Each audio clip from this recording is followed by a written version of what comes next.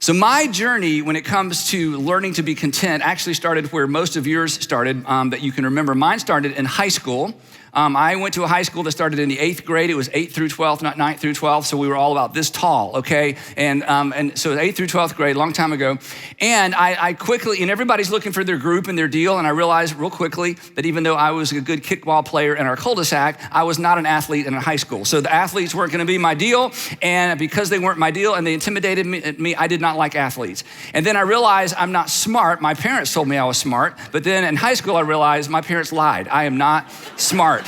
I did not make good grades, and I studied hard, and everybody would be finished studying. I'm like, wait a minute, we're not done, are we? And they're done. And so I'm making C's. So I wasn't smart, so I didn't like smart kids because I couldn't relate to them. I could not play a wind instrument. Okay, if you cannot play a wind instrument in high school, you cannot be in the band, that's right. And my parents didn't want me to play the drums. So I didn't like the band people. They didn't like me. We weren't rich, so I didn't like the rich people. So basically in high school, I didn't really like anybody because I wasn't like anybody. And you want to be liked by people you're like. And even if you're not like them, you'd like to be liked by them. So you try to be like them. But if you're not like them, you're not like them. And so this is my first memories of feeling like an outsider. And the thing was, I came up with an excuse like all of us do, right? We manufacture reasons not to like people so that we feel better about ourselves, because it's easier to come up with 5 reasons why I don't like them than to admit the fact that, well, I'm just not smart. I'm not athletic. I'm not rich. I can't play a wind instrument. I don't really fit in anywhere.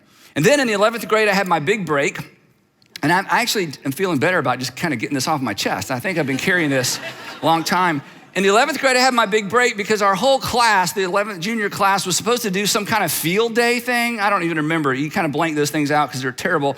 And it rained, and so they put all the 11th graders in the cafeteria with no teachers because, they're out there drinking coffee, and all the 11th graders are in there for this, half the day, or not half the day, but, a couple of periods because this thing got rained out. And so I'm sitting there, and we're all looking around, and so it's a typical cafeteria. There's a stage, and there was a grand piano on the stage, and I had learned to play the guitar. I taught myself to play the guitar, and then I taught myself to play the guitar on the piano.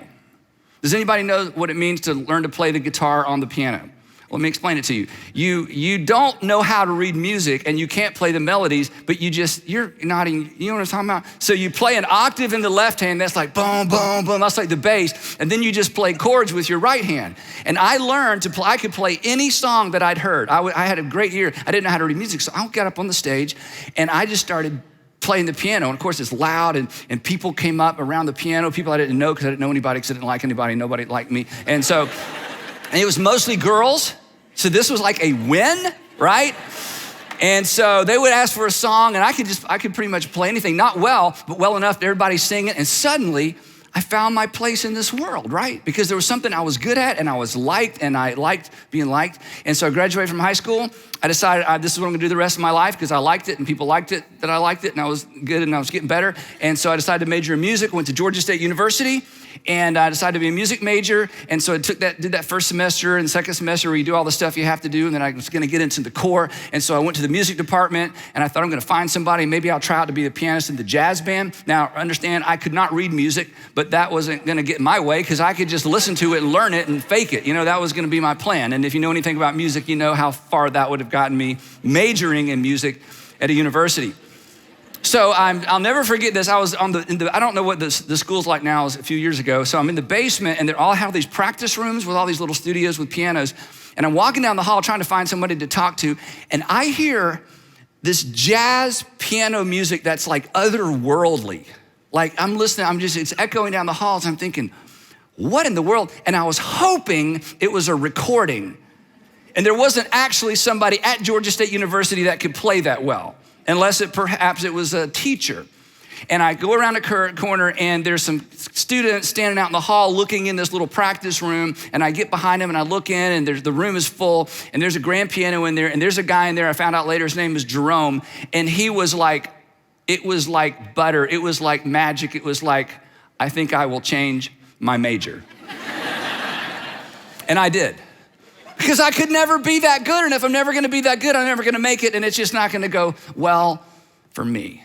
So, moral of the story is, and you know this, and I'm just gonna put some words around some stuff that you already know. There is always somebody with more, right? You know this, right? There is always someone who is richer, who is skinnier, who is smarter, who is hipper, who is more talented-er, or their girlfriend is prettier, or their boyfriend is cuter, or their job is better-er. I mean, everywhere you look, whatever you wanna do, whatever you wanna be good at, whatever you think you're good at, and whatever you think you've accomplished, there's always somebody with more-er. So what we do, or what I did, I shouldn't put this on you, maybe it's just me. What I did is I looked around for people with less-er. So because when I was with people who had less-er than my-er, then I felt superior-er. And we all wanna feel like we kinda got it going on and we wanna feel a little bit superior. So this becomes a dynamic that we live with, and I don't think it ever goes away. And then there's some of us, and this isn't me so much, or maybe it is, but I don't know if I wanna go this far in public confession, but there's some of us that don't even wanna be an We wanna be an est. We wanna be the rich est. I wanna be the smart est. You wanna be the healthy est. You wanna be the cute est. You wanna be the skinny est. You wanna be the pretty est. You wanna be the retweeted est, okay? You want an est, right? So the moral of the story is there's just no win. There's never, ever, ever any win in comparison. You may have heard this before. You may have heard me say this before. There's just no win in comparison. In fact, comparison is what puts the dis in discontentment. And discontentment fueled by comparison, as we're gonna see in a few minutes, and as all of us already have a story, this isn't new information, discontentment fueled by comparison is actually very dangerous. Okay, some of you have consumer debt because you stared at somebody else's lifestyle for too long, didn't you? Some of you have consumer debt because you stared at what somebody else drives for too long. Some of you have consumer debt because you visited their house. You should have never visited their house, because when you went back to your house, you kind of walked around like this, like, man, these 8-foot ceilings, I feel like they're coming down on me. Man, I need 10 or 12-foot ceilings, and you went out and got yourself another mortgage, and now you got all this debt. And the reason, and you hate it. I mean, we all hate debt. That's just the worst thing to have to live with. It just seeps into all of our relationships. Money is kind of weird in that way. Money becomes emotional when you owe money. You've learned that. We've all learned that as adults. But unfortunately, you've lived long enough to experience what happens when you stare at what other people have that you don't have. It becomes very dangerous. It becomes dangerous relationally, it becomes dangerous. I mean, some of you are dieting yourself to death. Some of you are working yourself to death. Some of you are studying yourself to death. And what's driving you, you tell yourself, well, I'm just trying to maximize my potential. But that's a good thing, to maximize your potential. But unfortunately, we're trying to maximize somebody else's potential that doesn't even know we're competing with them. And oftentimes we're killing ourselves financially, relationally, emotionally. It goes on and on and on. And it's because we live in a world, obviously, where we know what everybody else has and we know what everybody else drives. And then it gets really weird relationally, like I experienced in high school and with a couple of groups of people or types of people, I've really struggled my whole life. And I'm old enough and mature enough to know now it's my issue, not theirs. But this whole comparison thing, this will put you at odds with people that you know you'll never be like, that you know you'll never be as much as whatever it is you want to be as that they are as, that you just aren't going to be able to measure up to. So we do what I did in high school. We don't outgrow this. We kind of shrink back and we create reasons why they're not okay. The problem is they're okay. It's just that we're not okay. And you find yourself not being able to get along with certain kinds of people who remind you of who you'll never be and what you'll never look like and who you'll never marry and what you'll never do in your future. They got your job. They're living your dream and you're just miserable. And then again, because of the world we live in, and this isn't gonna change, so please don't hear me about to give you the solution to this. I just want you to feel horrible about yourself, and then we'll sing a song. This is church, right? I mean, that's what you do. You just feel bad about yourself. That's the goal. Then you go home and go, I didn't learn anything, but at least we all have the same problem. So anyway, I want to give you a way forward, but the world we live in, I'm like you, I live on a laptop, or I live on my thumbs, and every browser reminds me of what I don't have. Every website, even though I'm not even looking, right? Everybody's tracking us. The other day, Sandra and I were talking about Uber, and we were saying, she says, I wonder, I'm not making this up. She says, I wonder if there's such thing as an Uber gift card. I promise you, on both of our phones, on my iPad and her phone, ads started showing up for you can buy a gift card for Uber. I'm like, I said,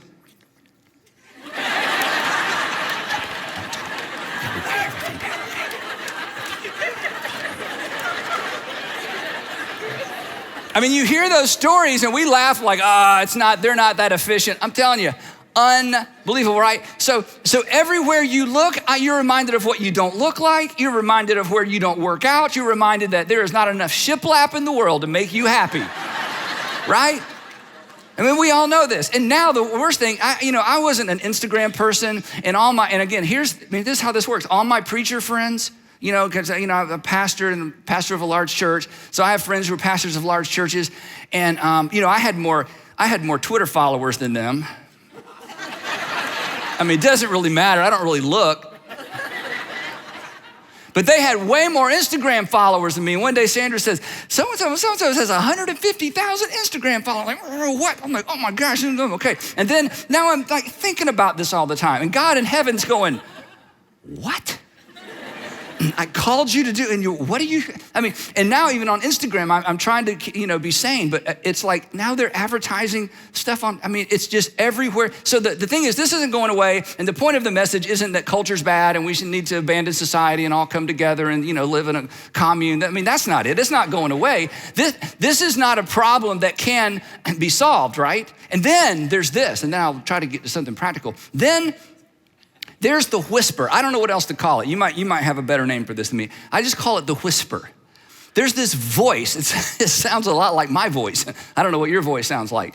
There's this whisper that basically just says, you need what they have to be respectable, acceptable, and lovable. That's kind of the moral of the culture story, right? That you need, it's a whisper. It sounds like my voice, but it's a whisper, it's in my head. You need what they have to be respectable, acceptable, and lovable. And I've lived long enough to know this. Let me tell you something about they, okay? Let me tell you something about they. They, whoever they are for you, whether it's just images, it's people on browsers, or it's people that you know, and they have, and you need to have it. They actually have the same voice in their head whispering the same thing. Because no matter what you have or what you've accomplished, there's no win in comparison. It never leads anywhere. In fact, the wisest man who ever lived, Solomon, who had it all, done it all, been there, done that, the wisest man who ever lived, he just summarized it this way. He said this. He wrote this, envy rots the bones. Wow, that's extreme. Envy rots the bones. So the bottom line for our time together is simply this, knock it off, okay? Just stop doing that, right?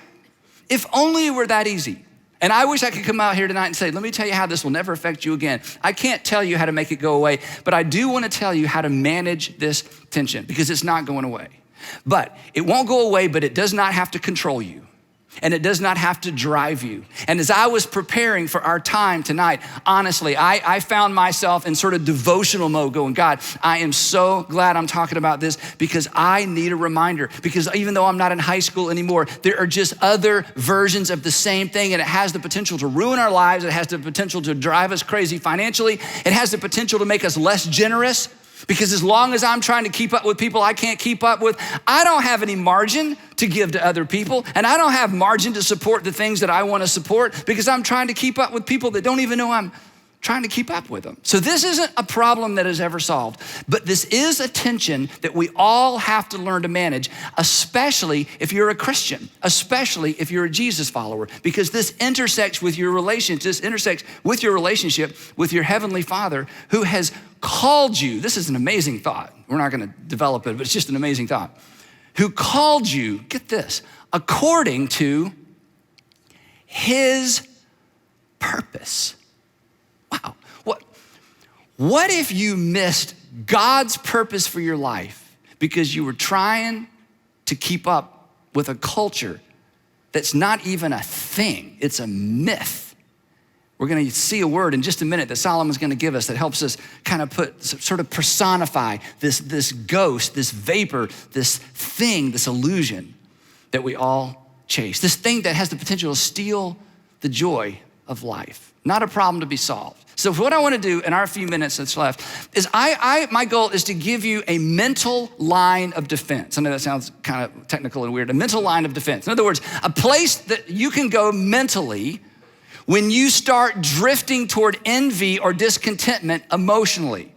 Because for most of this, even though it starts right here with our eyes or our ears, but generally our eyes, it gets emotional. It gets emotional real quickly. Suddenly we're feeling behind. We're feeling unloved. We're feeling ugly. We're feeling like, we're not keeping up. We're feeling like we're not everything we ought to be and everything everybody expects us to be. So what I want to do tonight is I just want to give you a couple of phrases that I hope that you will kind of drive deep down into your soul. And as you experience the tug, as you hear the whisper, and you're gonna hear it the rest of your life just like I am, that we would have a place to go mentally to tell ourselves something that is so true and so instructional that it may keep you between the guardrails.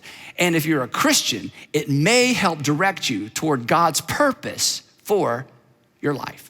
So back to the wisest guy that ever lived. He's jumping right into a little bit of a narrative, and he's kind of telling us what he's seen. He's an old man now, and he's been there, done that. He's so wealthy. Solomon was so wealthy. He'd accomplished so much. So he has all this life experience, and he's downloading his life experience for people like us who have less life experience and will never experience life like he's experienced it. Because part of the allure of culture is, if only I had, if only I drove, if only I looked, if only I married. And Solomon says to us, hey, been there, drove it, lived in it, married it, looked like it, bought it, sold it, been there, whatever your deal is, I've done that. And so let me tell you what I've learned through my years of having been there and done that as it relates to the whisper, if only, if only, if only. So here's what he says. He says, and I saw, he's talking about something he saw in the past, and I saw that all toil, all work, and all achievement, all you goal setters,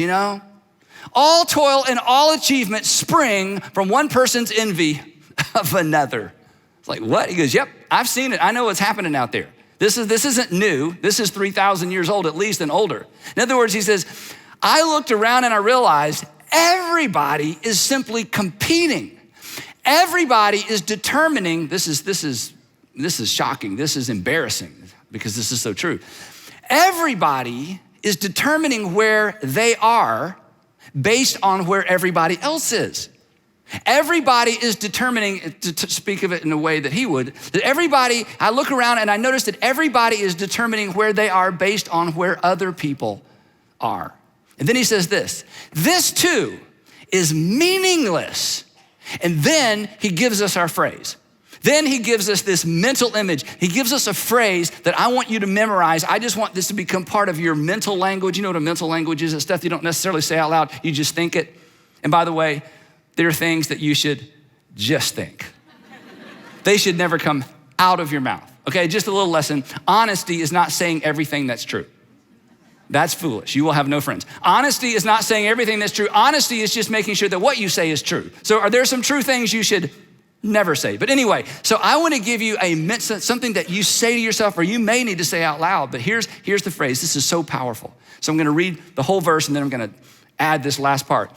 And I saw that all toil and all achievement spring from one person's envy of another. This too is meaningless. And here's the phrase, a chasing after the wind. Isn't that powerful? A chasing after the wind. It's endless. It's pointless. There is no finish line. There is no trophy because there is no winner. And there is no peace. There's just not arg, dissatisfaction, guaranteed. Dissatisfaction, guaranteed, because comparison is what puts the dis in discontentment, and discontentment, dissatisfaction, guaranteed. It steals the joy, and here's the tragedy. It steals the joy from our accomplishments. It steals the joy from what we have done. It steals the joy from the goals that we have set and have accomplished because somebody else has accomplished more, because somebody else has more. So, when you catch yourself, and you know what? Here's the thing. You're gonna catch yourself before you even leave this auditorium. You're gonna catch yourself, before this hour is out. But when you catch yourself looking, oh man, I wish I had hair like that. Wish I had skin like that. That she looks so good and I wouldn't look good in that. He looks so good in that. I'm not even gonna try. When you catch yourself looking, when you catch yourself drifting, when you catch yourself looking and drifting in somebody else's direction, when you catch yourself drifting over into someone else's lane, that's when you say to yourself, and for some of us, I think we should say it out loud. Not loud enough for everybody else to hear, but just loud enough to stop us. That's when we say, that's chasing the wind. That's chasing the wind. No. I'm not gonna buy that. That's just chasing the wind. Keep going. It's just chasing the wind. Chasing the wind. And I don't chase the wind.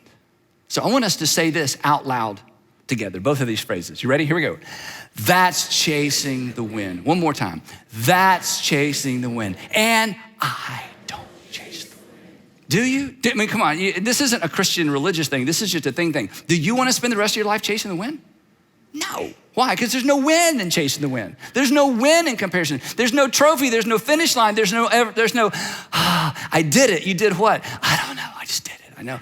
There's no win, okay? There's always faster, cuter, smaller, younger, hipper, bigger. It's chasing the wind. And come on, I don't know you personally, but I know this. Your life is too valuable and your life is too short and your time is too valuable for you to waste any of it chasing the wind.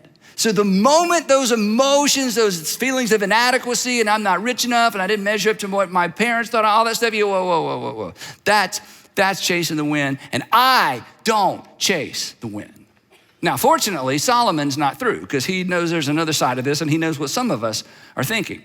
Because the whole idea of not chasing the wind is not an invitation to be passive. In fact, I remember Solomon wrote this. Solomon accomplished more than you will accomplish in your whole life. And I'm not trying to put you down. I'm just saying, like, he was the king of a nation, okay? He had endless resources. He built a temple. You can still, go see the base of the temple. I mean, he's an amazing person.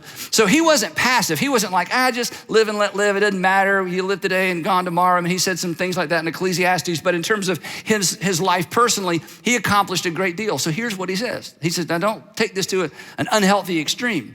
Fools fold their hands and ruin themselves. Fools say, well, you know what? Since I can't keep up, since everybody's better than me, since everybody has more talent than me, since everybody had a better family, since everybody else, I'm just not even gonna try. Solomon says, no, only a fool does that. Being unproductive is not the answer. So he brings in this next verse, this is so powerful. It's like if you don't ever read the Bible, you should read the Bible. In fact, start with what Solomon wrote. If you're not a Christian, you're not into the Jesus thing, hey, Jesus wasn't born for a long time. Start with Solomon. He was just a king, and these are just wise sayings. It's just that they're found in the Bible, which is great. And here's what he says next. He says, so he brings these two extremes together. He's like, look, don't spend your life chasing the wind, and don't fold your hands and go, oh, well, why try? Don't spend your life chasing the wind and trying to keep up with people that don't even know you're trying to keep up with them, images on a screen. And at the same time, don't just throw up your hands and give up. And he brings them together in this next statement that's so powerful. Some of you perhaps just need to memorize this statement. He says this, better, I love this, better one handful with tranquility than two handfuls with toil and chasing after the wind. Isn't that great? You're like, I don't even know what it means. I know, I'm gonna explain it in a minute, but it is great. So just but look at the imagery of this. He says, it's better to have one handful with tranquility, which rubs us the wrong way in our culture because our culture isn't about one, our culture is about two, our culture is about more. If I had four hands, I'd have four handfuls, I mean, it's all about more. He says, okay, I have more than all of you, so just shut up and listen for a second. I'm telling you, one handful with tranquility. One handful with tranquility is better than two handfuls with toil and chasing after the wind. Tranquility means satisfaction. Tranquility means you drive home at night and you go into your apartment or you go into your house and you're fine. Tranquility means you visit your friend or your older brother or even your younger brother or your older sister or younger sister, and they live in this big old house, and they got a gate. Woo, you got a gate, Hey, can I come in? It's your brother, and they have to let you in their gate, Woo, And then you drive home to wherever you live, and you know what tranquility is? Tranquility is, I'm so happy for them, and it doesn't bother me. I'm so happy for them, and it doesn't bother me. I'm so happy for her. It doesn't bother me. You got into your grad school, that's so great. And you got into the school I wanted to go to. You know what? Once upon a time, that would have bothered me so much. I'm not even sure we could be friends, but I've learned that one handful of tranquility is better than two handfuls of striving and chasing at the wind. Here's the thing. We assume more is better. That's what we're taught every single day. We assume more is better, but chasing more always leaves us wanting more. So here's his point. This is why it's so powerful. Less is actually more when the less you hold is what you were created for. That less is actually more when the less you hold is what you were designed, what you were created for, what you were born to do. Better one handful with tranquility than grasping and striving and pretending and competing. Then he goes on. He said, let me tell you something else I saw while we're talking about it. This is so great. Again, he said, I saw something meaningless under the sun. Well, tell us what it is. This is fascinating, Solomon. There was a man all alone. He had neither son nor brother, to which we're like, so what? But see, in this culture, if you didn't have a son and you didn't have a brother, then you had no one to leave your estate to and your wealth to, or even if you didn't have much, you didn't have anybody to leave anything to, because in ancient times, women could not inherit anything. So here's a guy who's been working hard and has something to show for it, but he doesn't have anyone to leave it to. And then Solomon says this, there was no end to his toil. In other words, he was just getting after it. Yet his eyes were not content with his wealth. So he was working hard and he was getting more, but more leads to more and bigger leads to bigger and better leads to better. And he's just getting after it. And then he finally, this guy stops and asks a question that some of you have never asked. And I'm telling you, I wish I'd asked this question much earlier in my life. In fact, if I could sit down with you and you're, some of you are 15, 20, 30 years younger, 40 years younger than me. I don't know how old you are. I would say, you know what? If you'll begin to ask yourself this question early on, it will help you. You will learn to be content with one handful of tranquility. And you won't be content like you won't accomplish anything. You will accomplish all you were born to accomplish, but you'll do it with peace and tranquility. Because here's a question this guy forgot to ask that most of us forget to ask. And here's the question, it's so powerful. Solomon says he forgot to ask, for whom am I toiling? He finally asked the question. I mean, he's been going on and on and on year after year. And it's like he's going, wait a minute. Who am I doing this for? Who am I doing this with and who am I doing this for? What am I trying to prove and who am I trying to prove it to? Now, this is a hard question. And I had to wrestle this one to the ground many years ago. That's why I just would love, if we were sitting down over coffee, I would say, this is a really big deal. And the younger you are, the more powerful and the more time you have to live this out. But it's never too late. Because there's an answer to this question, whether you've asked the question or not, and whether you know the answer or not. There's an answer to the question, why are you doing this? Why are you striving? Why are you toiling? Why are you pushing? Why are you gritting your teeth? Why? Who is it for? And for some of you, do you know who it's for? You're competing with your brother. You're competing with a sister. Some of you are trying to live up to your mother's expectations. And let me just tell you something. I don't know your mother, but you'll never win with your mother. You won't. You know how I know? Because if you could have won, you would have won. If it's been going on year after year after year and she's this and you're just trying. Okay, why? Some of you are trying to please your father. Some of you are trying to make your father smile and finally give you that hug. And some of you, your father passed away. And you're still striving. And you've never stopped and asked this powerful question. Wait a minute. Why am I doing this? Who am I doing this for? Whose approval am I competing for? And do they even know? And do they even care?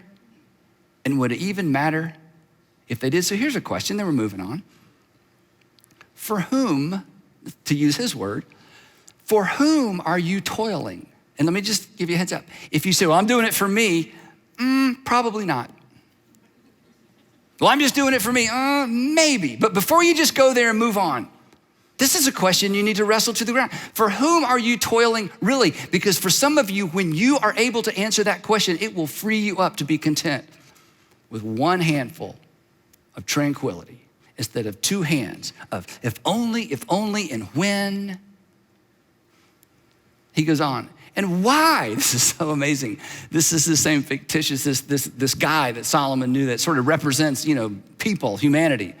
And why am I depriving myself of enjoyment? This guy, Solomon says, the thing about this guy, he accomplished so much, he has no one to leave it to, and he's not even enjoying his stuff. He's so bound up with more stuff and chasing the wind. It's like, wait a minute, who am I doing this for? And why is it I'm not even enjoying the fruit of my labor? It's because he never answered the question, why am I doing this to begin with? And perhaps you aren't enjoying your life either. And let me tell you what, if you're not enjoying your life, no one else will, okay? If you're raising kids, if you're not enjoying your life, they're not enjoying your life.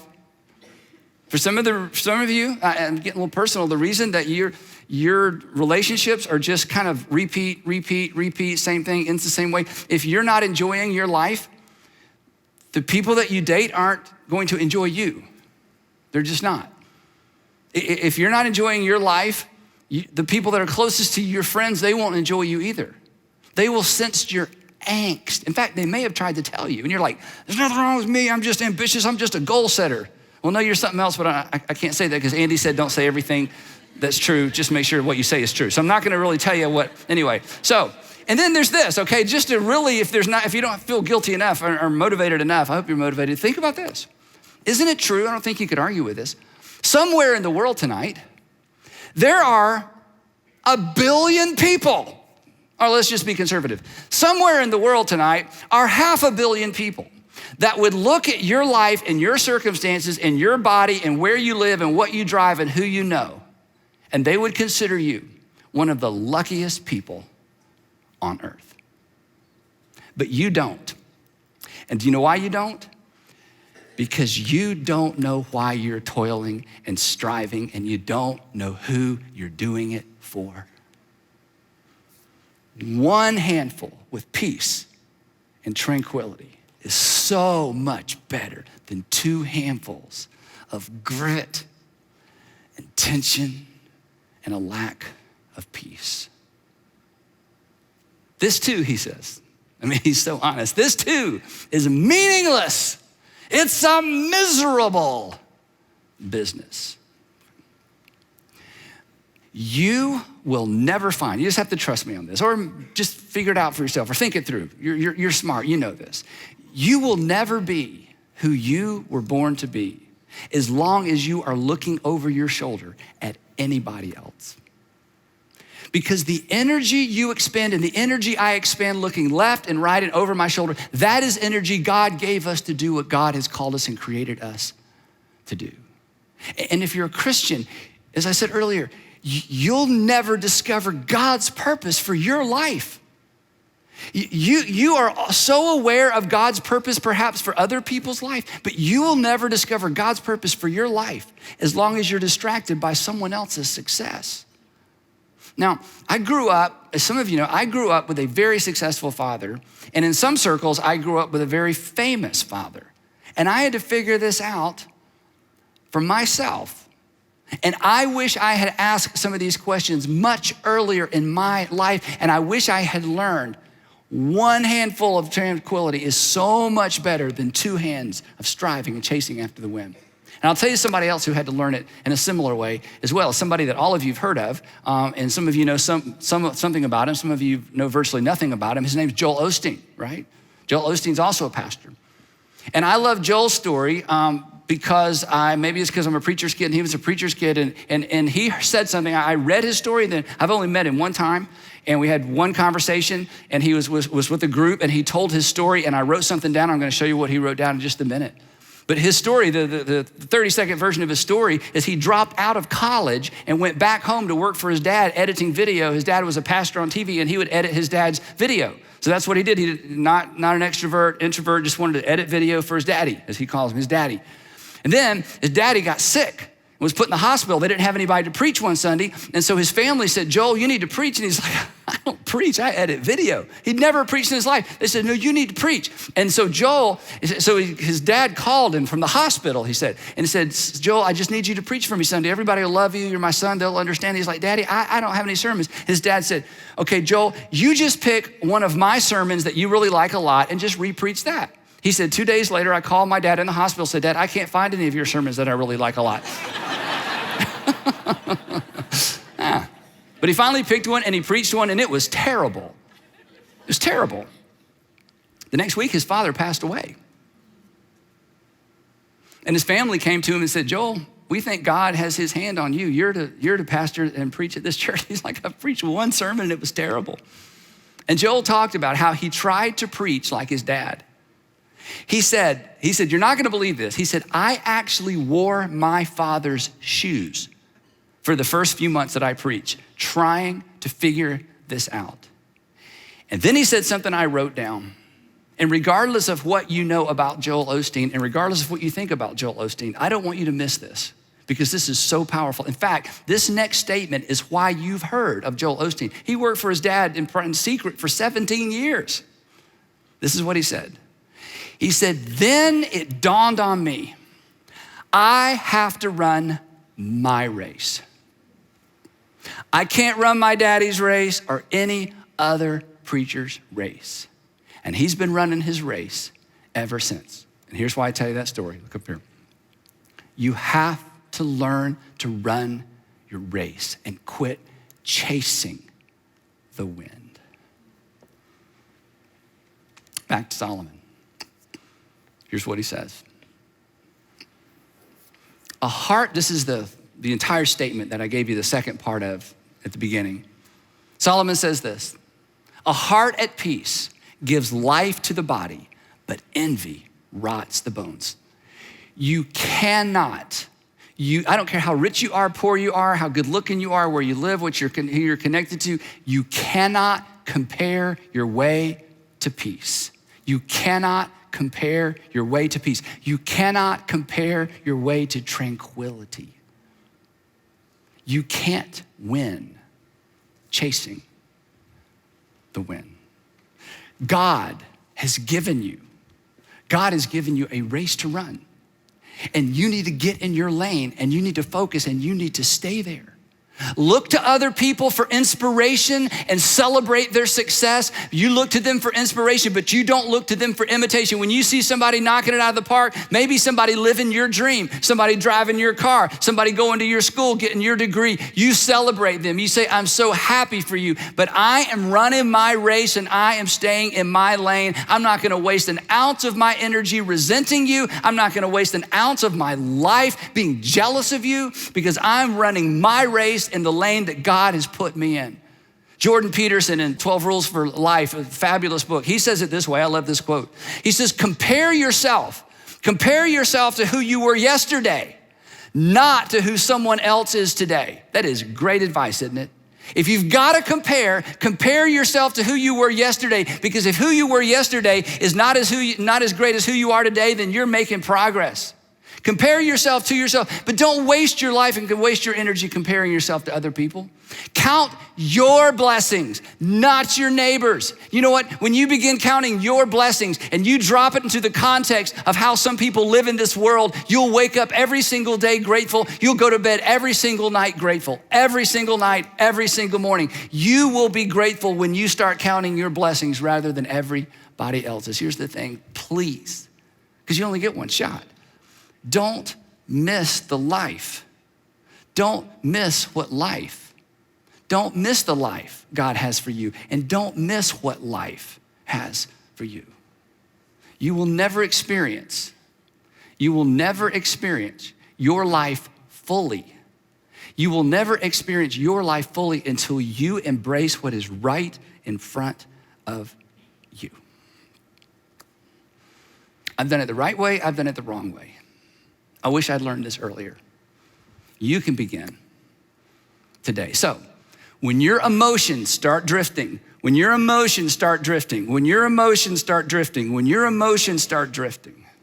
start getting the best of you, you stop and you just declare to yourself, I say you declare it out loud, I will not chase the wind. I will run my race in my lane. I will not chase the wind. That's good for you. Congratulations, that's great. I will not chase the wind. I will run my race in my lane.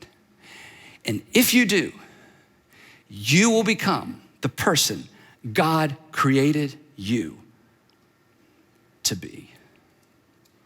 But if you aren't willing to take my advice, and if you aren't willing to take Solomon's advice, and if you're not willing to take Jordan Peterson's advice, then I think you should at least take it from Bruce.